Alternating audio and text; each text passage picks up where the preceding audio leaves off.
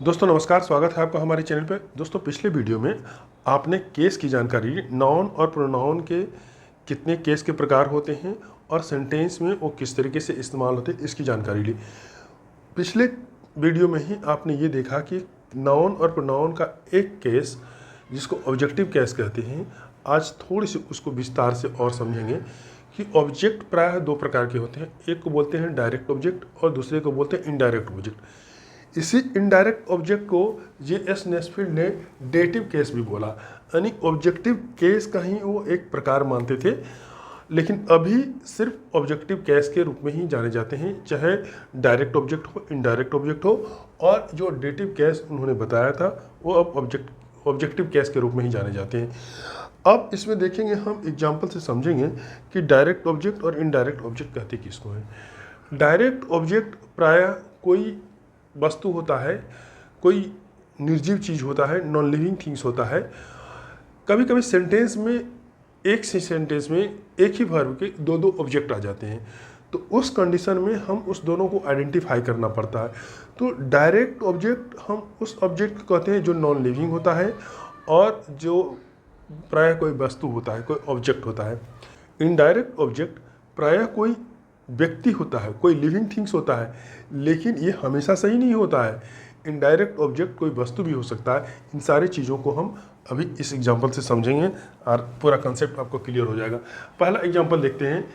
He gave me a book. क्या लिखा हुआ? He gave me a book. Past indefinite tense का example है। उसने मुझे एक किताब दिया। He gave me a book. यहाँ पर ये आपको दिख रहा होगा, ये सब्जेक्ट है, ये वर्ब है और ये ऑब्जेक्ट है। तो एक ये ऑब्जेक्ट हो गया और दूसरा ये बुक भी ऑब्जेक्ट है। अब यहाँ पे दो दो ऑब्जेक्ट आ गया। इसी दोनों ऑब्जेक्ट में हमको आइडेंटिफाई करना है और दोनों ऑब्जेक्टिव केस में है।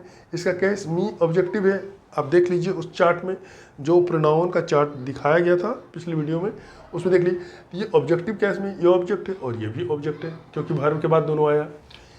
ये एक व्यक्ति है, मी, मैं, मुझे।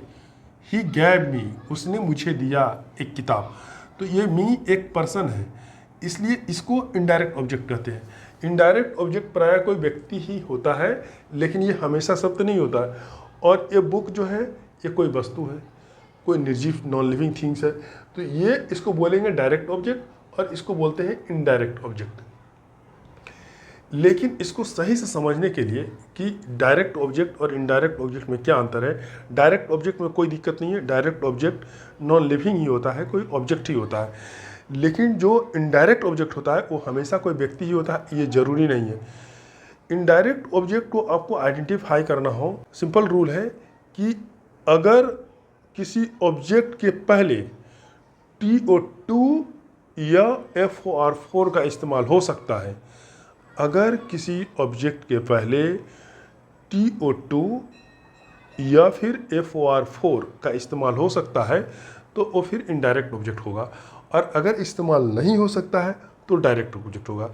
समझ गए होंगे कि आप दोनों में क्या अंतर है। पहली बात कि डायरेक्ट ऑब्जेक्ट जो होता है कोई व्यक्ति या वस्तु होता है, वस्तु भी हो सकता है जैसा कि बता रहे हैं, लेकिन प्रायः वो व्यक्ति होता है। और इसको और अच्छे से समझने के लिए हम ये कह सकते हैं कि वैसे ऑब्जेक्ट जिसके पहले TO2 और 4 का इस्तेमाल हो सकता है वो इनडायरेक्ट ऑब्जेक्ट होता है। आइए दूसरे एग्जांपल्स में देखते हैं। यहाँ ध्यान रखना है कि ही गैव मी ए बुक, ये मी जो है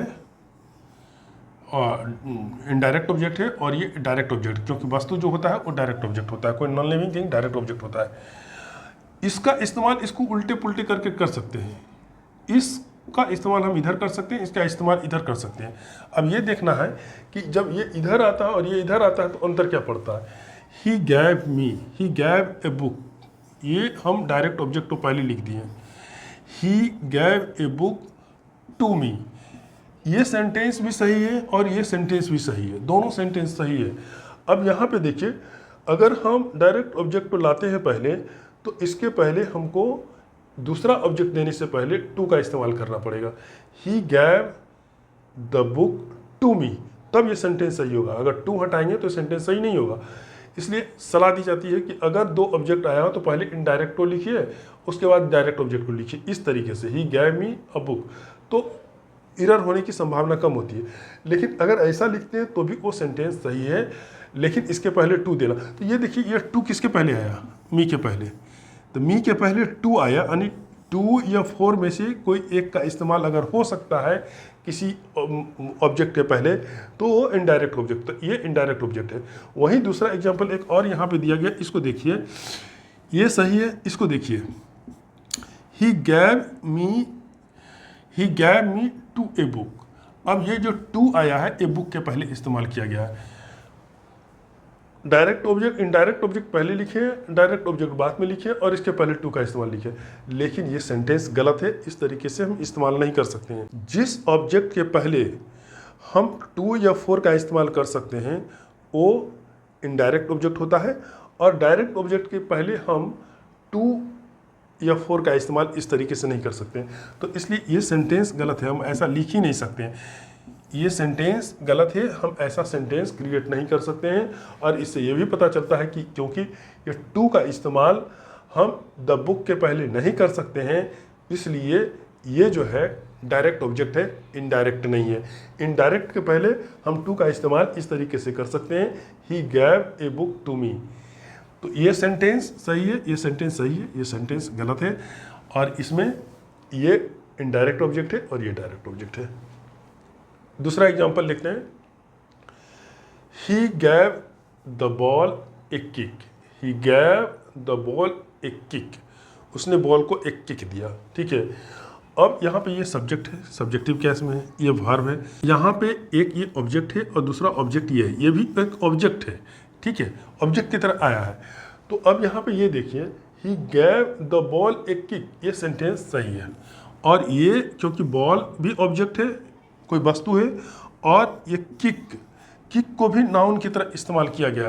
ये कोई व्यक्ति नहीं है, कोई वस्तु नहीं है, एक्शन को ये नाउन बनाया गया, नाउन की तरह इस्तेमाल किया गया, कोई भी लिविंग थिंग नहीं है। अब यहाँ पे अब इसमें कैसे आइडेंटिफाई करेंगे कि कौन सा डायरेक्ट ऑब्जेक्ट है और कौन इनडायरेक्ट ऑब्जेक्ट है? क्योंकि जनरली जो समझा जाता है कि डायरेक्ट ऑब्जेक्ट और इनडायरेक्ट ऑब्जेक्ट में क्या अंतर है। डायरेक्ट ऑब्जेक्ट कोई वस्तु होता है या फिर नॉन लिविंग थिंग्स होता है, और जबकि इनडायरेक्ट ऑब्जेक्ट तो प्रायः समझा जाता है कि वो लिविंग थिंग होता है, कोई व्यक्ति होता है।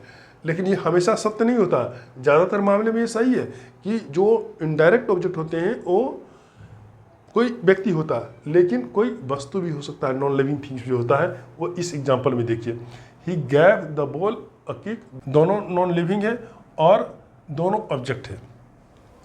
अब देखिए कि किसमें टू या फोर का इस्तेमाल हो सकता है। जिस ऑब्जेक्ट के पहले हो सकता है वो फिर इनडायरेक्ट ऑब्जेक्ट होगा, जिसके पहले नहीं हो सकता है वो डायरेक्ट ऑब्जेक्ट होगा, ठीक है। यहाँ पे देखिए, he gave a kick to the ball, ये सेंटेंस सही है। He gave a kick to the ball, ये सेंटेंस सही है।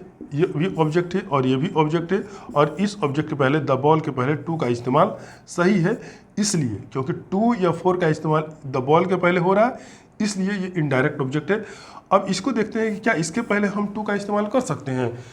He gave the ball to a kick, ये सेंटेंस ही सही नहीं है, इस सेंटेंस का कोई मीनिंग नहीं है। तो ये इस तरीके से हम इसका इस्तेमाल नहीं कर सकते हैं और ये गलत है।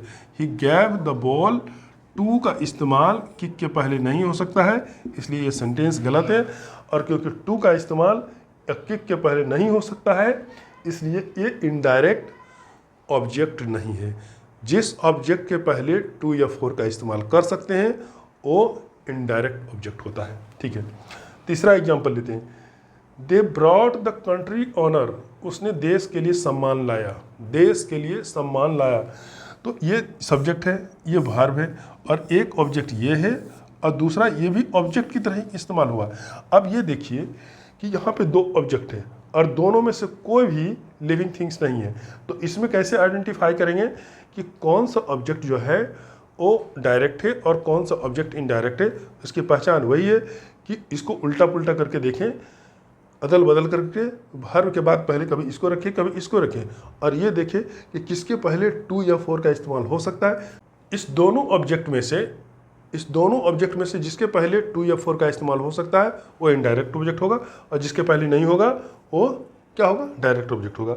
दूसरा एग्जांपल इसी में से देखते हैं, इसको बदल करके दोनों ऑब्जेक्ट को वर्ब के बाद बारी बारी से रिप्लेस करके देखते हैं। देखिए दूसरा एग्जांपल देखिए, they brought honour for the country, उसने उन लोगों ने देश के लिए सम्मान लाया। इसका मीनिंग और इसका मीनिंग दोनों सेम होता है। ये मीनिंग जो इसका मीनिंग निकल रहा वही मीनिंग इसका भी निकल रहा।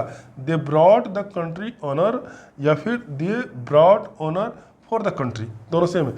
लेकिन ये कंट्री के पहले फॉर का इस्तेमाल हो सकता है, ये सही है। इसलिए ये जो है इनडायरेक्ट ऑब्जेक्ट है। कौन इनडायरेक्ट ऑब्जेक्ट है? कंट्री यहाँ पे इनडायरेक्ट ऑब्जेक्ट है।